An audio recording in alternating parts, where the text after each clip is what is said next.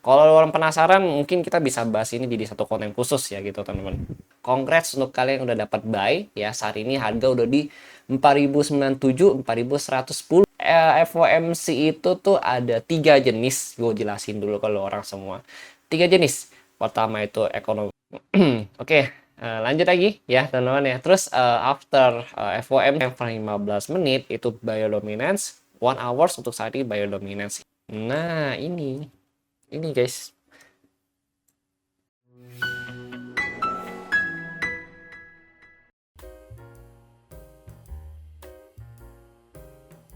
Halo guys, ya kembali lagi bersama gue Johan di Jurnal Trading ID. Ya, jadi eh, pada kesempatan video kali ini kita mau bahas kembali ya untuk update dari pergerakan XAUUSD atau gold itu sendiri. Ya, seperti yang orang lihat di chart kalian semua, kemarin kita ada bahas 4050, 4055 dua level ini teman-teman. Di atas itu kita prefer untuk nge-buy gitu teman-teman. Nah, congrats untuk kalian yang udah dapat buy ya. Saat ini harga udah di 4097, 4110 dan saat ini bahkan udah naik di atasnya itu 4116 gitu teman-teman ya.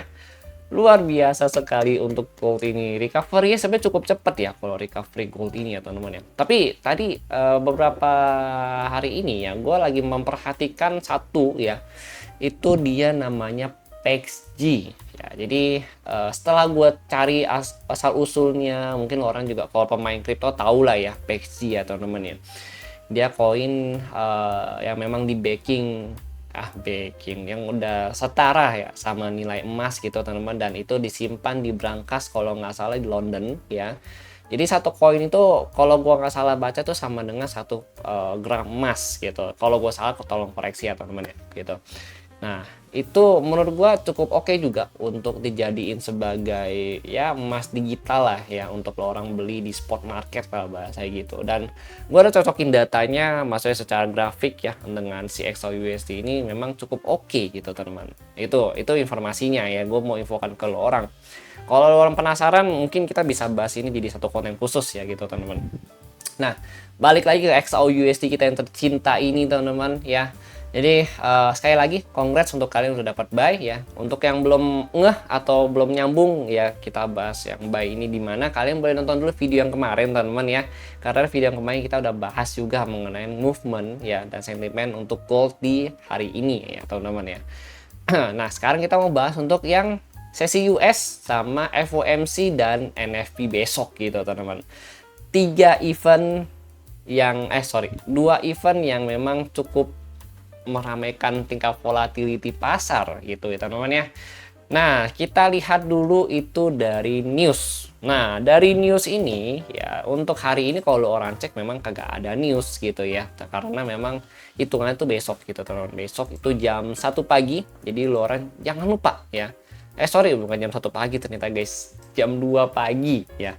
Jangan lupa ada FOMC meeting minutes ya. Jadi FOMC itu tuh ada 3 jenis. Gue jelasin dulu kalau orang semua. 3 jenis. Pertama itu economic projection, terus ada FOMC yang biasa ya, terus ada FOMC meeting minutes ya teman-teman ya. Nah, meeting minutes ini itu bahasa itu kayak kesimpulan ya, ringkasan, kesepakatan, deal-dealan itu semua numpuk di sana semua teman-teman gitu. Jadi bahasanya kayak data final gua mau kemana itu udah tentukan di FOMC meeting minutes ini gitu teman-teman. Itu yang menarik untuk dilihat di malam hari ini. Dan ini ada keputusan juga, ada kemungkinan besar pembahasan mengenai suku bunga ya di bulan Desember nanti. Apakah The Fed ini akan memangkas suku bunga atau tidak ya, kita mesti lihat nanti hasilnya dari meeting minutes itu gimana. Apakah The Fed ini akan dovish, apakah dia akan hawkish pengambilan keputusannya, itu kita perlu lihat dulu nanti di speech-nya ya teman-teman ya, terutama speech Om Powell. Hello, good morning everyone katanya. Oke, jadi gitu teman-teman. Sebenarnya gue kangen sih sama good morningnya dia, sekali good morning everyone ya, langsung marketnya gitu.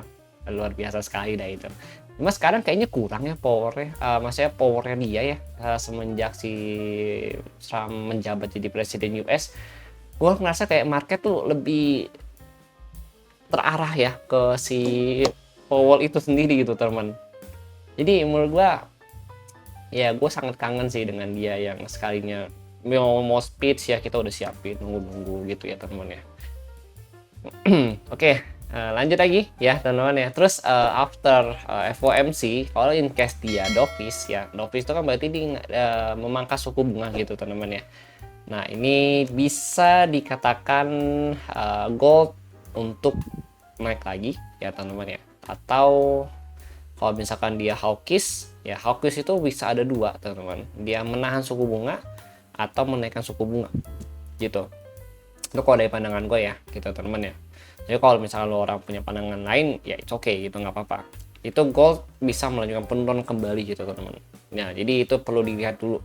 Dan langkah yang akan diambil oleh the Fed ini ya itu juga akan mempengaruhi recovery dari USD itu sendiri. Ya tadi sih gue udah lihat beberapa hari ini USD sama rupiah sih memang rupiah agak melemah ya, dan 16.775 gue cek sih kemarin gitu teman-teman. Ini mungkin akan berpengaruh juga ke global ya nantinya gitu teman-teman, karena kan recovery USD juga udah mulai recovery ya gitu. Lalu untuk yang di jam 8 di hari yang sama lagi nih teman-teman ya, itu di 8.30 ya, 8.30 malam atau setengah 9 malam, ini kita akan disambut dengan news yang sudah tertahan atau tertunda cukup lama ya, atau 1 bulan lebih, 42 hari ya kemarin ya bilangnya 43 hari, yaitu adalah NFP ya teman-teman ya. Ini news utama ya. Terus unemployment claims ya, ini masih tentatif tapi ya semoga dirilis juga di hari Kamis nanti teman-teman. Pendapatan rata-rata per jam, terus tingkat pengangguran. Nah cuma mata kita saat ini tertuju ke NFP teman-teman. Kalau dilihat sih NFP-nya memang dari 22.000 ke 55.000. Nah ini memang cukup bagus gitu. Karena kabar-kabarnya ya dari US sana dia nge-hire lagi ya ASN teman-teman. Jadi sebenarnya itu bagus juga gitu ya untuk NFP gitu. Ya cuma ya nanti kita coba lihat dulu ya hasilnya tuh bagaimana gitu. Karena ini akan ada tingkat volatilitas pasar yang cukup tinggi ya, makanya untuk data NFP ya sama mengenai FOMC nanti kita akan bahas lebih lanjut lagi di video besok pagi. Gua akan buatin orang video ya teman-teman di jam 10 jam 11 untuk itu siang sih sebenarnya teman-teman, untuk membahas mengenai FOMC ini khusus untuk FOMC. Jadi lo orang stay tune. Buat yang belum subscribe silahkan di subscribe supaya nggak ketinggalan info-info seperti NFP dan FOMC ini ya teman-teman. Jadi update dari Juna Trading ID gitu teman-teman ya, yang udah subscribe thank you banget. Jangan lupa bunyiin lonceng notifikasinya ya guys ya, biar kalau gue update lu orang tahu gitu. Nah lalu setelah kita bahas news selesai, supaya video nggak terlalu panjang, kita mau bahas mengenai CPR. Ini apa nih? Bukan. Nah, sebenarnya gue ada mau memperkenalkan sesuatu ke lu orang, itu mahakarya yang udah gue selesaikan ya, dari ini udah finalisasi. Tapi nanti ya teman-teman ya gue akan buatin satu video khusus ya seperti ini sih mahakaryanya gitu. Jadi dia ada indikator ya yang memang gue udah masukin SOP gue. Dan ini tujuannya sama, itu untuk mempermudah lo orang untuk entry teman-teman gitu. Tadi ini sih ini udah running front test ya teman-teman ya, seperti ini gitu teman-teman. Nanti gue akan memperkenalkan ke lo orang gitu melalui video khusus ya teman-teman ya. Nah kita bahas dulu untuk CPR ya. Seperti yang lo orang tahu, gue kan sering bahas pakai CPR juga ya. Tadi kalau misalkan in case hari ini dia open dan closing di atas CPR ya teman-teman, itu berarti besok dia akan melanjutkan kenaikan kembali gitu teman-teman. Dan itu udah kejadian beberapa kali ya. Ini salah satunya ini gitu teman-teman. Dia kemarin closing di atas CPR, hari ini dia lanjut lagi naik ke atas CPR gitu. Artinya CPR ini jadi area supportnya dia teman-teman gitu. Nah sekarang ini ada R1, R2, R3, R1 ditembus sama dia, artinya sekarang jadi area support. Berarti targetnya sekarang itu ada di R2 sampai R3 teman-teman ya, yaitu di 4134 sama 4184 gitu. Nah, ini kalau kita perhatikan ya, nanti kita coba cek sambungin ke open interest data supaya kita bisa lihat data realnya dia sampai mana gitu. Ini kan hitungan matematik ya kalau ini ya CPR gitu teman-teman, tapi kita nanti lihat order flow-nya di open interest data. Nah ini kalau kita perhatiin secara memang masih bullish ya, ditambah lagi ini ada indikator kalau gue sebutnya ini adalah delta volume ya. Untuk indikator delta volume ini dia masih cenderung buyer dominance ya teman-teman ya. Ini kita bisa lihat. Jadi kenaikan ini dia ada buyer yang cukup tinggi, artinya memang dia di push buyer cukup tinggi. Tapi gue penasaran, gue mau coba ajak lu orang jalan-jalan ke time frame lebih kecil dulu, kita untuk otak-atik lagi ke detail nih ya teman-teman ya. Kira-kira sekarang di mana sih posisinya? Nah ini kalau lu orang perhatiin ya teman-teman ya, di indikator delta volume ini ya, ini memang masih buyer dominance ya dari mulai sini gitu teman-teman. Oke, sini juga udah, sini sebenarnya juga masih sih. Jadi pada saat dia turun ternyata buyernya masih kuat gitu teman-teman. Nah ini dia masih sideways, tapi pada sideways lo perhatiin ya, di sini buyernya masih cukup kuat nih, artinya seller itu masih belum bisa makan si buyer gitu, yang menunjukkan bahwa in case sideways tapi buyer masih megang kendali gitu teman-teman. Coba kita move ke time frame yang lebih kecil, yaitu ada 5 menit. Nah di 5 menit juga sama ya, ini di sini ada buyer ya, sini dia imbang nih kalau di sini ya. Cuma di sini ya posisinya sekarang kalau kita perhatiin itu guys ya, dua candle ini ya, ini dia lagi adu mekanik ya.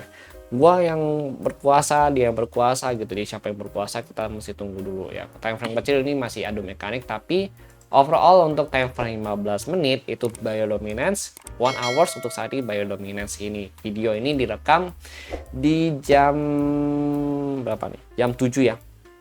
Nih, video ini direkam jam 7 gitu teman-teman. Kemudian ini udah ya, clear ya. Nah, sekarang kita mau bahas mengenai open interest ya. Open interest data ini kalau kita perhatikan ya, ini dia kan hari ini open di 4077 ya. Nah, gue mau bulatin ke 4075. Nah, itu 4075 di sini teman-teman. Di atas 4075 itu ada 4090 sampai 40105 teman-teman ya. Ini udah diambil sama dia. Nah, di atas 4105 ini dia bisa nge-push lagi naik ke 4100 berapa nih? 4125, lalu 4135 dan 4140. Oh, bentar guys. Nah, ini dapat kan? Ini guys ya. Ini R2-nya dia 4135. Ini R2 dari si bagian pivot ya. Ini nih. Mana nih? Bentar. Gua hapus semua. Nah, ini guys ya. Ini R2 ya. Pas di area Fibo. Pivot ya, sama open interest data gitu, teman-teman. Nah, ini gue bilang pasti ada yang nemu gitu, teman-teman. Ya. Targetnya di 4134. 4135. Ya, ini dia udah di atas R1, di atas CPR ya. Dia naik lagi target di sini. Ini ada liquidity 40 liquidity-nya. Ya, oke, gue paham. Ya, gue paham. Nah, ini guys. Jadi konsepnya gini ya. Jadi kan 4135 ya. 4130. Nah, sama 4140 kan tadi di OI data gitu ya. Kan bentar. Nih, 4140 nih ya, open interest data itu. Nah, ini berarti ya market ini ada potensi ngejar FVG yang ini nih guys, dikejar sama ini. FVG yang ini ya. Dapat dulu. Nah, ini dia. Ini guys yang dikejar sama dia. Jadi 4135, 4140 itu kan di atas 4140 ada liquidity ya. Ya, ini liquidity yang mana bang? Ini liquidity nih, yang jarum ini gitu teman-teman. Ini ada potensi di sweep dulu sama dia, berarti di kisaran 4141 sampai 4160 gitu. Dia nge-sweepnya sampai ya kisaran sini lah ya gitu teman-teman. Habis itu kalau dia nggak nembus 4160 dia baru turun ya. Target kemana? Magnetnya ini nih, CPR dia, magnetnya gitu teman-teman ya, magnetnya CPR dia gitu ya. Kalau gue perhatiin ya dari indikator yang ada ya, dari volume terus CPR, movement, sentimen untuk saat ini ya, biasalah market kalau lagi nunggu data tuh suka sideways sometimes, tapi overall dia masih cenderung naik. Kenapa? Karena data itu agak mengkhawatirkan gitu teman-teman. Dia masih kecenderungan untuk naik kalau gue perhatiin, jadi memang masih prefer untuk cari sell. Tapi kalau misalkan dia udah di bawah 4050, lo orang prefer cari sell. kebalikan gue ngomongnya kan. Jadi masih prefer untuk cari buy gitu teman-teman. Tapi kalau udah di bawah 4050 ya teman-teman ya, itu lo orang lebih baik cari sell gitu teman-teman. Itu teman-teman ya. Nah kalau udah di atas 4140, 4160 ya, itu baru orang baru cari konfirmasi sell di area tersebut gitu ya. Tadi kita udah tandain ya gitu teman-teman. Nah itu ya itu yang perlu kita perhatikan untuk hari ini teman-teman. Oke. Ya jadi itu dulu ya yang mau gue jelasin ke lo orang ya. Tadi kalau untuk di bawah 4755 ya, 4755 ke bawah itu, nah ini gue kasih dulu deh ya biar videonya lengkap gitu ya teman-teman ya. Itu ada 4060 ya, terus 4025, 4030, terus sama 4000 pas ya tanpa kembalian gitu teman-teman ya. Tambah 3990 gitu teman-teman. Oke. Ya jadi itu dulu yang mau jelasin kalau orang di dalam video ini ya. Thank you untuk yang sudah nonton. Jangan lupa di subscribe, like, dan share video ini supaya lebih banyak teman-teman kalian, orang-orang sekitar kalian yang menonton video insight seperti ini ke depannya. Dan semoga video ini membantu untuk kalian semua. Thank you and see you on the next video update.